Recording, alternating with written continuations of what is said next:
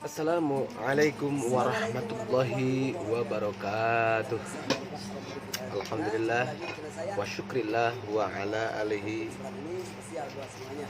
Sayyidina Muhammad ibn Abdullah wa ala alihi wa sahbihi wa man tabi'ahu ila yaumil qiyamah. Asyhadu an la ilaha illallah wahdahu la syarikalah wa asyhadu anna sayyidina wa nabiyyana Muhammadan abduhu wa rasuluhu la nabiyya ba'da. Amma ba'du. Faqala Allah ta'ala fi ayatihil Qur'anil Karim wa huwa asdaqul qailin. A'udzu billahil alimi minasyaitonir rajim. Bismillahirrahmanirrahim. La tuqbalus salatu bi ghairi tahur. Wa qala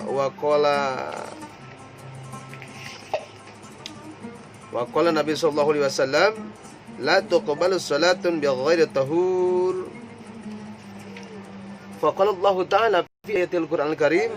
A'udzu billahi minasyaitonir rajim. Bismillahirrahmanirrahim.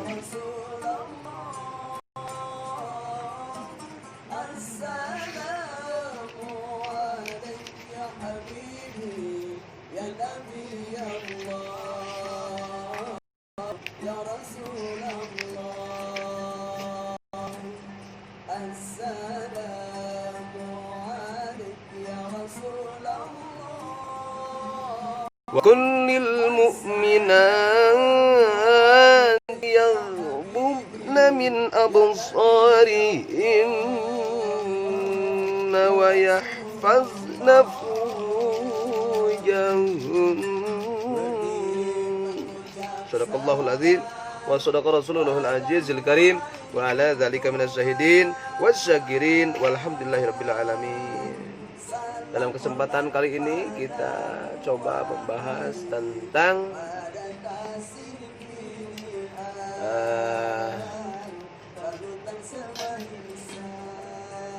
syarat-syarat sah sholat atau sembahyang.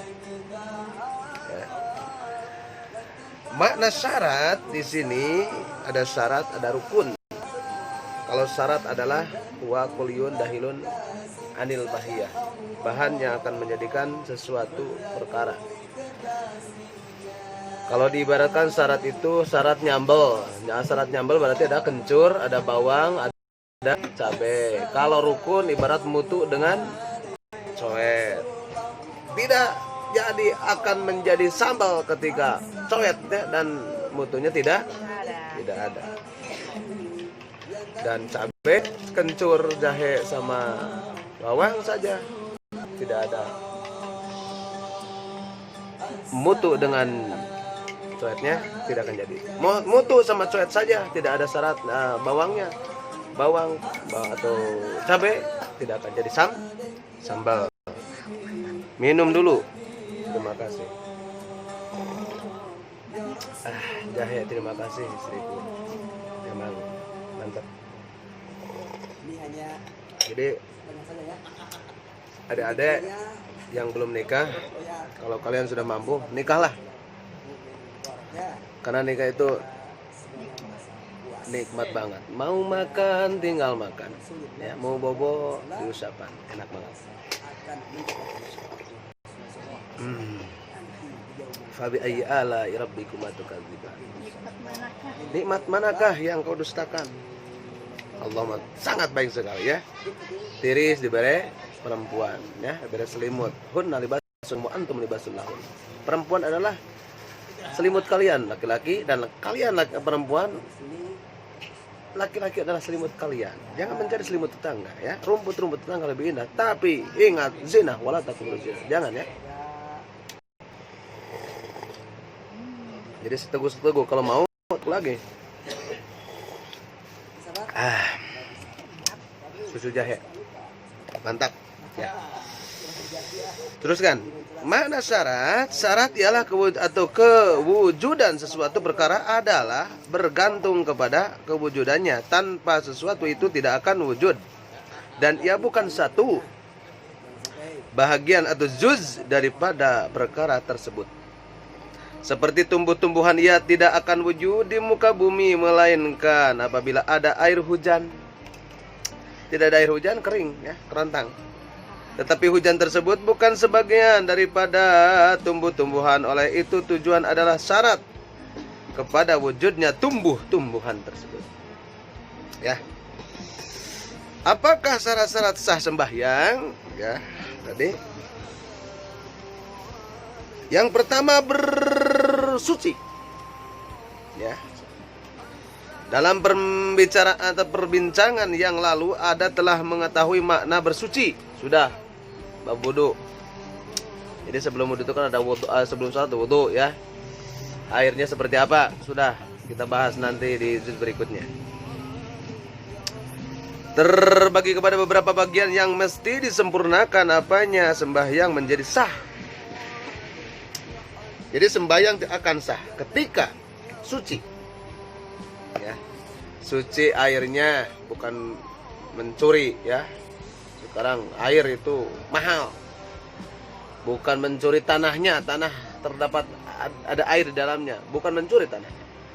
Ketika barangnya haram, yang dimakan haram, maka kita harus makan yang halal, karena barang yang halal akan menjadikan otaknya cerdas. Pak Ustadz, bagaimana itu ada otaknya sangat cerdas sekali? Cerdas di sini bukan ngacer bodas. Cerdas di sini adalah bisa mengenal yufaqihu fiddin, mengenal agama dan mengenal Allah Subhanahu wa taala. Jadi kalau ketika orang dilihat bukan pinter, sukses itu bukan pinter, sukses itu bukan banyak harta, mobilnya Ferrari, duit 1 lemari, mobil lagi 1 Camry, istrinya cantik bagaikan bidadari, bukan itu.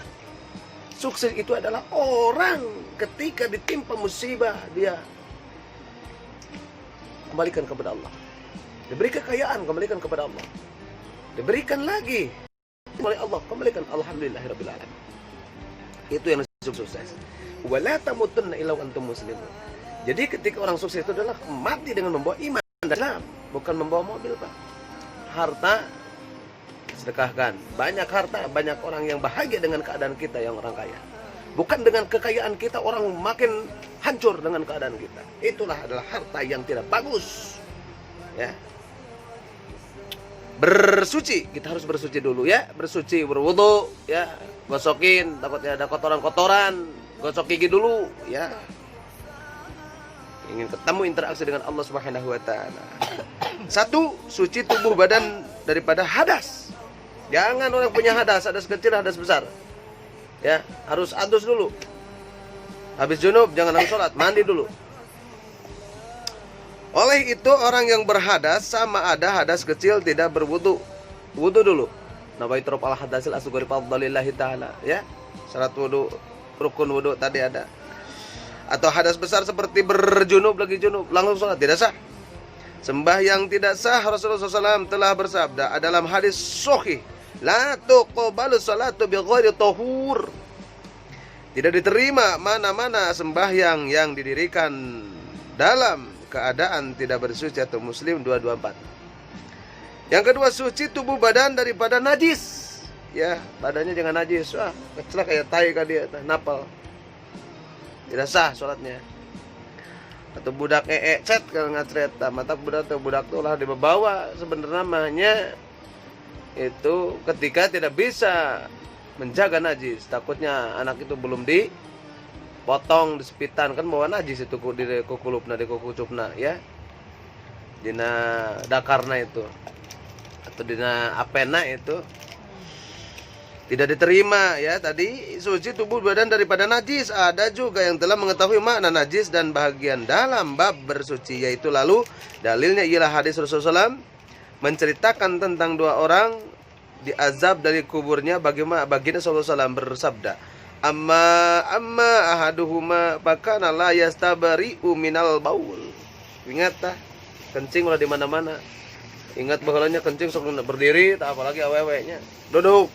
Tah, lamun kencing ulah sakuring liangan, lamun kaleuweung tah dikencingin enggak boleh, takutnya ada jin di dalam lagi rapat.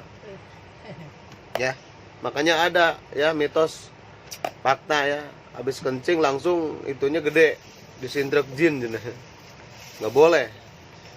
Adapun salah seorang daripada makna dia ditadaburi atau ya, bersih tidak berjaga-jaga daripada kencingnya. Al-Bukhari 215 dan Muslim. Rasul pernah datang melewati kuburan dan kuburan tersebut diadab oleh Allah Subhanahu wa taala dikarenakan kencingnya di mana-mana. Ya. Cara membasuh kencing, air yang jatuh dipegang ininya. Ini contohnya ini ya, dakar. Saya tipin gini. Bukan diambil gini. Ambil air sampai butak ini ya. Barang yang cowok ya, sampai butak sampai hancur, gak akan bersih. Suci. Ambil cair, harus air yang jatuh. Perempuan juga sama, ambil air kecokok gitu. Gak sah. Harus ambil yang jatuh, ini yang mainnya ini. Sampaikan sesut. Eta susuci ya. Bab susuci. Kata Rasul, diadab itu orang kubur karena susucinya jorok gitu. Nyimpan lagi rumah wadah, simpan, harusnya ada ini air di sini di atas, bukan di bawah. Takut ada kotrotan, keceretan langsung mantul ke dalam wadah tersebut. Harus bersih. Dalam riwayat yang lain disebutkan la yastatiru, dalam riwayat lain disebut la yastatiruhu. Semua riwayat tersebut adalah sahih dan ialah membawa maksud dia tidak menjauhi dan berjaga-jaga daripada air kencingnya. Hati-hati air kencing. Najis. Ya. Ada najis yang dibahas dalam kitab Safinah, ada najis hukmiyah, najis datiyah, najis ainiyah. Kalau hukmiyah ini bentuknya tidak ada tapi bau. Tai nih contohnya. Sampah contohnya. Bentuknya jentolnya ada. Oh, ini berarti ainiyah, dat kelihatan bau. Oh, ini. Najis ada jis kencing anak kecil yang belum makan berat. Bagaimana? Laki-laki boleh itu apa? Asalkan 2 tahun. Terus minumnya air susu ASI ya. Begitu juga sama jenis-jenis najis yang lain hukumnya sama dengan air kencing.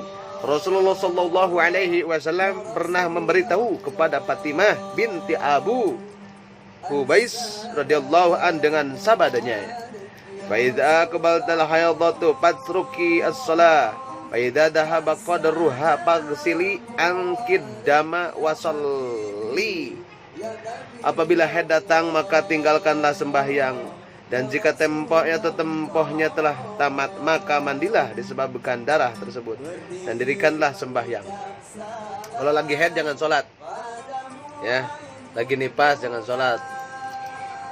Bersuci daripada najis tidak, atau yang ketiga suci pakaian daripada najis, pakaian yang bersih ya, jangan bau keringat namanya, bau hasub, bau naon.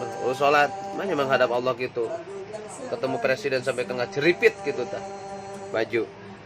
Suci pakaian daripada najis, bersuci daripada najis tidak memadai pada tubuh badan sahaja, bahkan pakaian yang dipakai untuk sembahyang juga wajib suci daripada semua jenis najis darinya. Ialah firman Allah, waziyabaka fatahhir, dan pakailah kamu, hendaklah kamu sucikan Al-Muddatsir ayat 4.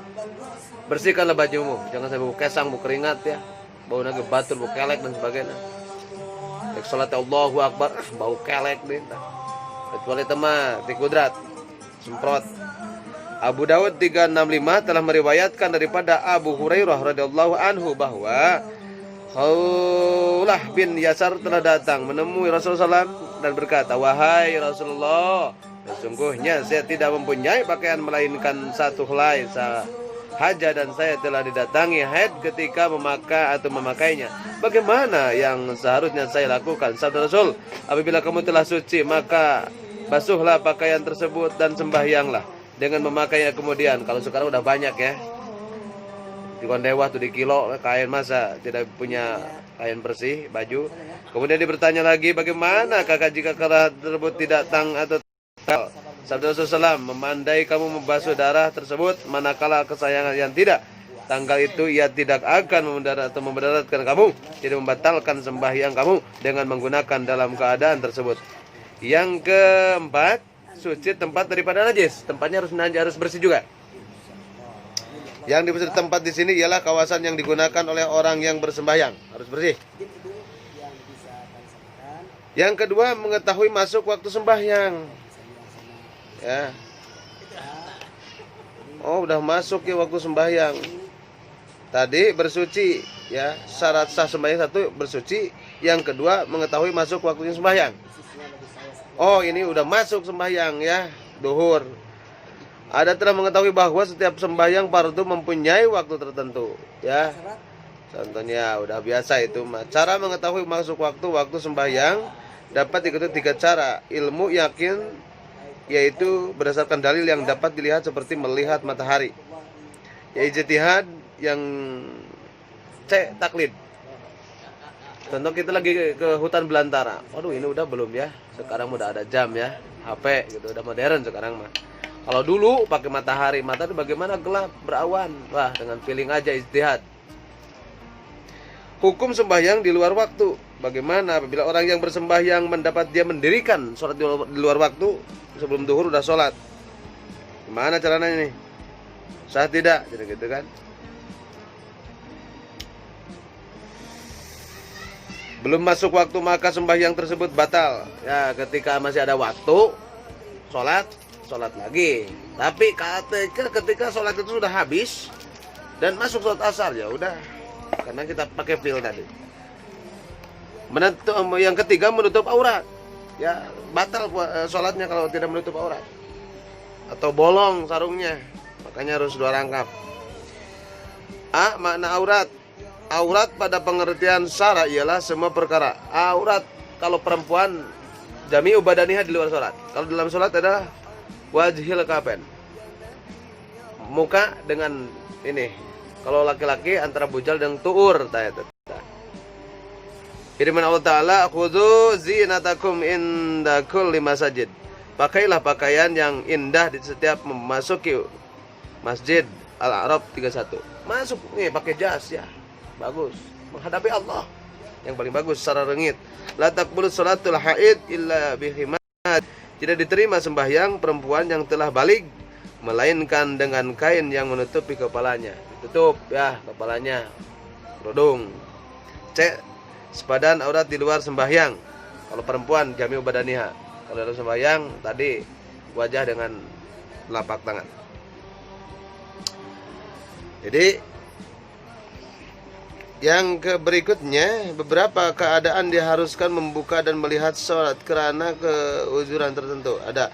Yang keempat, menghadap kiblat.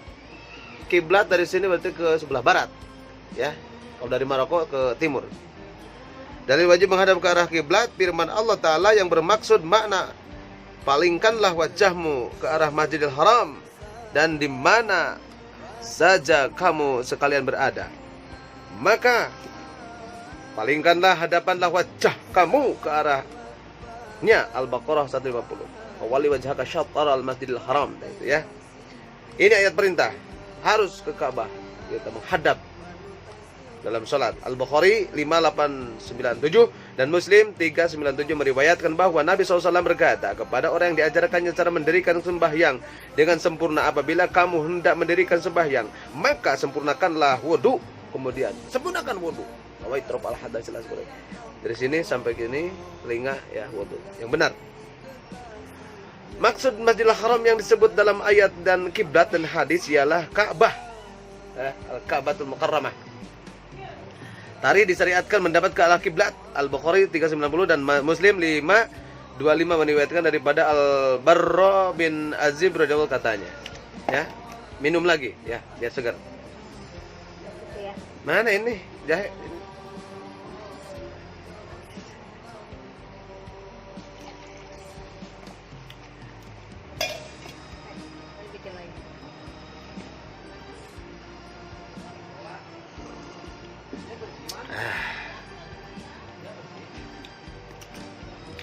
Beberapa keadaan yang didosakan membuka dan melihat aurat udah tadi. Tadi disebutkan Al-Bukhari, Rasulullah SAW telah bersembahyang menghadap ke arah Baitul Maqdis. Maqdis itu di Palestina. Baitul Muqaddas. Ketika Baitul Maqdis itu adalah Yerusalem, Darussalam. Sekarang yang mau dihancurkan ya sama orang-orang non-muslim. Yang waktu Rasulullah SAW mengimami semuanya Nabi di sana dan ke Sidratul Muntaha di waktu Isra dan Mi'raj. Isra dan Mi'raj ya. Rasulullah SAW telah bersembahyang menghadap ke arah Baitul Maqdis selama 16 atau 17 bulan dan baginda SAW sangat suka untuk menghadap ke arah Ka'bah. Lalu Allah menurunkan ayat bermaksud sesungguhnya kami sering melihat mukamu berulang-ulang mendongak ke langit. Maka Rasulullah SAW menghadap ke arah Ka'bah. Oleh itu tarik ini disyariatkan atau menghadap Ka'bah ialah pada awal-awal hijrah Nabi Muhammad SAW, ya itu ya. Dan mengetahui arah kiblat ya terdiri daripada dua keadaan, yaitu orang yang bersembahyang berada berdekatan dengan Ka'bah. Ya, mengikuti Ka'bah. Kalau sekarang ada alat pengukur Ka'bah. Cara mengetahui arah kiblat udah, cara sembahyang bilangan ke sembahyang. Ya udah seperti itu. Kita ya. Sembahyang subuh 2 rakaat, zuhur, asar, maghrib dan isya. Begitulah syarat ya sah salat kita ketika ada yang tadi 4 menghadap ke kiblat. Ada 4 syarat sahnya sembahyang ya. Yang pertama tadi bersuci, mengetahui masuk waktunya sembahyang, dan menutup aurat. Yang keempat menghadap ke kiblat ya, tidak sah keluar daripada kiblat. Begitulah pertemuan sore yang sangat berbahagia ini, syarat sahnya sembahyang. Mudah-mudahan kita diberikan oleh Allah Subhanahu wa taala terus kita sholat dan terus interaksi dengan Allah Subhanahu wa taala, dan diberikan kita khusyuk di dalam salat. Amin ya Allah ya rabbal alamin. Khudh ma sabawadda ma qadar. Wallahu muwaffiq ila aqwamit thoriq. Wassalamualaikum warahmatullahi taala wabarakatuh.